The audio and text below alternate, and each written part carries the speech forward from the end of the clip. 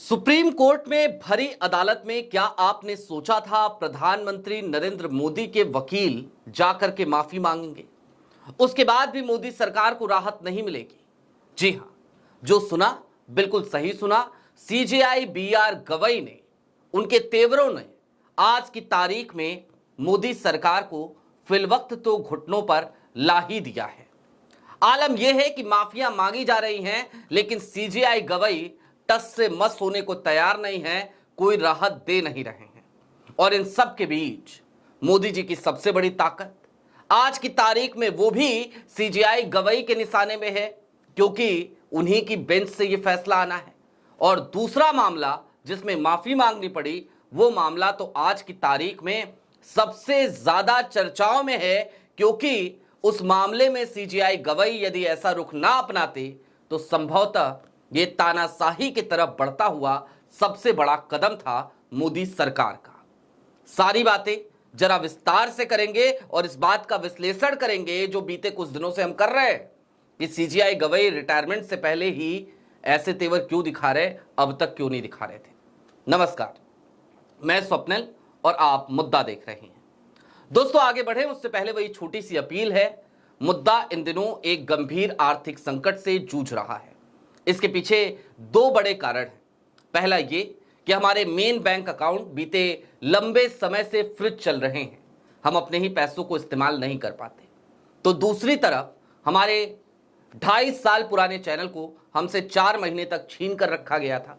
वो चैनल हालांकि बाद में वापस लौट आया, सत्य की जीत हुई, लेकिन डे टू डे ऑपरेशंस में मुद्दा को आज की तारीख में घटे हुए रेवेन्यू की वजह से काफी मुश्किलों का सामना करना पड़ता है।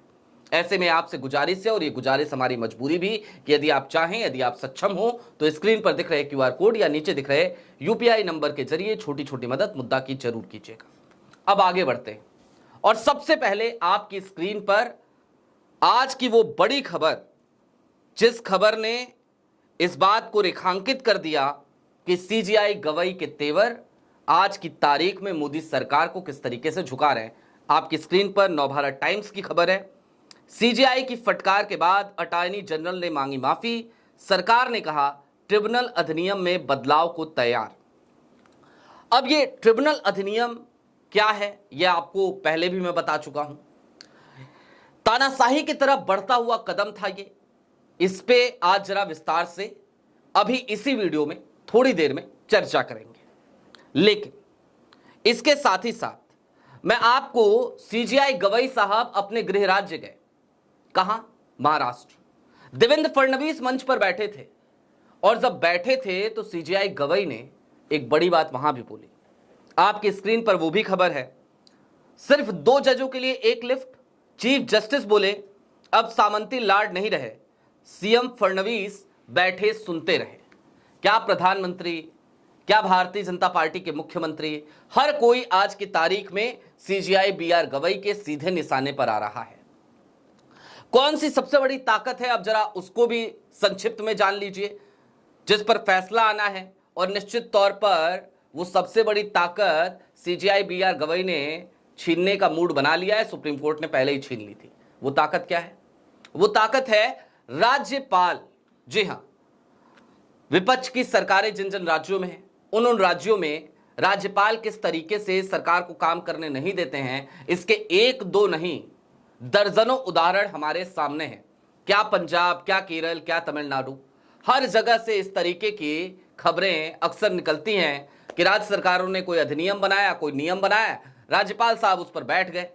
फिर राष्ट्रपति रेफरेंस मामला, वो सीजेआई बीआर गवई की जो कॉन्स्टिट्यूशनल बेंच है 5 जजों की, उसमें उसकी सुनवाई चल रही है और उस पर फैसला अभी आना है। और सीजेआई गवई ने इस बात का भी वादा इस देश से किया है कि मैं अपने रिटायरमेंट से पहले उस मामले में फैसला सुनाकर जाऊंगा। और ये वादा उन्होंने कब किया वो जान लीजिए। उन्होंने कहा, ये वक्तव्य दिया जब तमिलनाडु सरकार की एक याचिका गई थी, तो उन्होंने कहा था सीधे तौर पे कि आप निश्चिंत रहिए, रिटायर होने से पहले ये मामला निपटा के जाऊंगा, इस पर फाइनल फैसला सुनाकर जाऊंगा, पत्थर की लकीर खींच कर जाऊंगा। अब दोस्तों, ये ट्रिब्यूनल एक्ट की तरफ जरा आइए और इसको समझिए कि ट्रिब्यूनल एक्ट जो है, इस रिफॉर्म्स को लेकर के इतना हंगामा क्यों मचा है। दोस्तों, यह समझने से पहले आपको याद करना चाहिए चुनाव आयोग, चुनाव आयुक्तों की नियुक्ति का एक मामला। सुप्रीम कोर्ट ने एक फैसला सुनाया था, डीवाई चंद्रचूड़ साहब की बेंच थी, और एक फैसला आया था उस समय पर कि जो चुनाव आयुक्तों की नियुक्ति के लिए बॉडी बनेगी, उस बॉडी में एक थर्ड पार्टी होगा, न्यूट्रल बॉडी होगी, और वो होगा चीफ जस्टिस ऑफ इंडिया। लेकिन अदालत के इस फैसले के बाद, सर्वोच्च अदालत के इस फैसले के बाद कानून बना आनन फानन में, और उस नियम को बदल दिया गया, उस फैसले को ताक पे रख दिया गया। और उसके बाद से आप देख ही रहे हैं किस तरीके से नियुक्ति हुई। आज की तारीख में ज्ञानेश कुमार साहब किस किस तरीके के कारनामे को अंजाम दे रहे हैं, ये सब हो रहा है।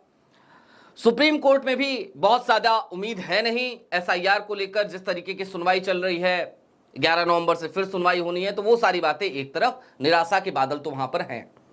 लेकिन रिटायरमेंट से ठीक पहले सीजेआई बीआर गवई एक अलग रुख अख्तियार किए हुए हैं, एक अलग तरीका है उनका, एक अलग तरीकेकार है। हम सभी लोग बीते काफी दिनों से ये विचार कर रहे थे कि सीजेआई बीआर गवई, जिनकी विरासत बाबा साहेब से जाकर जुड़ती है, आखिरकार वो हर महत्वपूर्ण मामले से दूरी क्यों बना रहे हैं, ये एक बड़ा सवाल हम सबके मन में आता था। लेकिन हां, कुछ फैसले उन्होंने अच्छे भी सुनाए। मसलन ईडी के कई मामलों में उन्होंने काफी अच्छे फैसले सुनाए। राहुल गांधी के खिलाफ बहुत सारी याचिकाएं ऐसी पहुंची जो दीपांकर दत्ता के अलावा सीजेआई बीआर गवई की बेंच में गई, और सीजेआई बीआर गवई को ये सामने दिखा कि मेरिट के आधार पर तो केस बनता नहीं, उन्होंने एक पल में केस को खारिज कर दिया।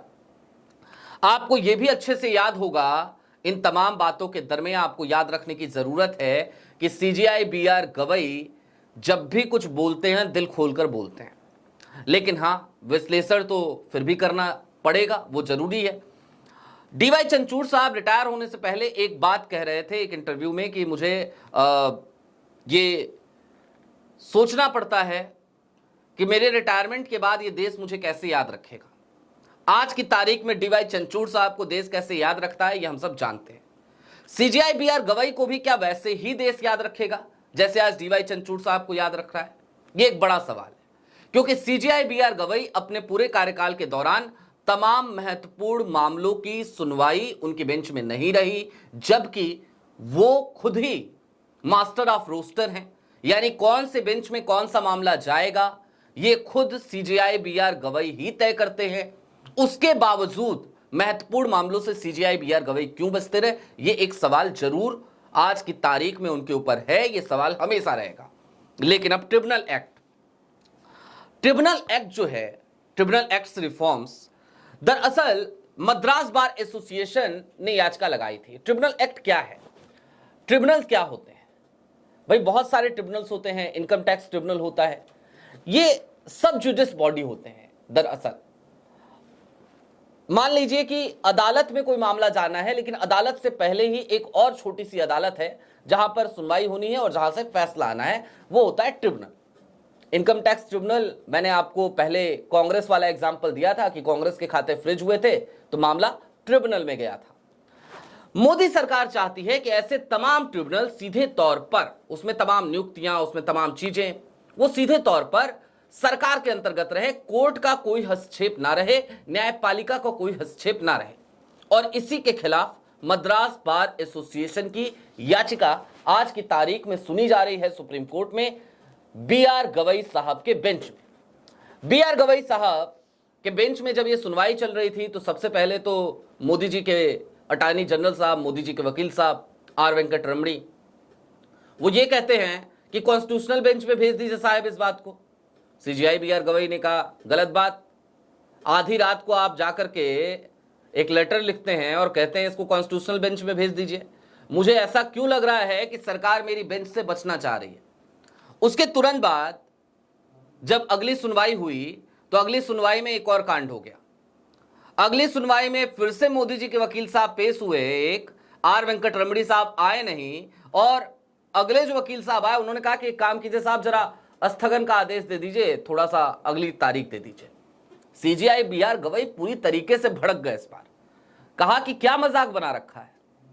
सीधे तौर पर केंद्र सरकार हमें बता दे कि भाई अगर सुनवाई आपको मेरे रिटायरमेंट के बाद यानी 24 नवंबर के बाद करनी है, आपकी इच्छा नहीं है कि मैं इस मामले में फैसला सुनाऊं तो बता दीजिए, लेकिन इस तरीके से मजाक नहीं चलेगा। फिर उन्होंने कहा कि मद्रास बार एसोसिएशन नियत तारीख को यानी 7 नवंबर को यानी कल की तारीख को अपनी जिरह पूरी करें और आर वेंकट रमणी साहब अगर चाहें तो सोमवार को अपनी दलील रख दें, नहीं रखेंगे तो कोई बात नहीं, हम फैसला सुना देंगे। अब यहीं पर मोदी जी की सरकार को झुकना पड़ा। आर वेंकट रमणी बकायदा सुप्रीम कोर्ट से माफी मांगते हैं कल की तारीख में, कल 7 नवंबर की तारीख थी, और कहते हैं कि मैं सोमवार को व्यक्तिगत तौर पर खुद पेश होऊंगा मिलाड, और साथ ही साथ ऐसा कुछ नहीं है, अगर आपको ऐसा लगता है तो मैं इसके लिए करबद्ध माफी मांगता हूं भरी अदालत में। सोचिए, मोदी जी के वकील साहब माफी मांग रहे हैं।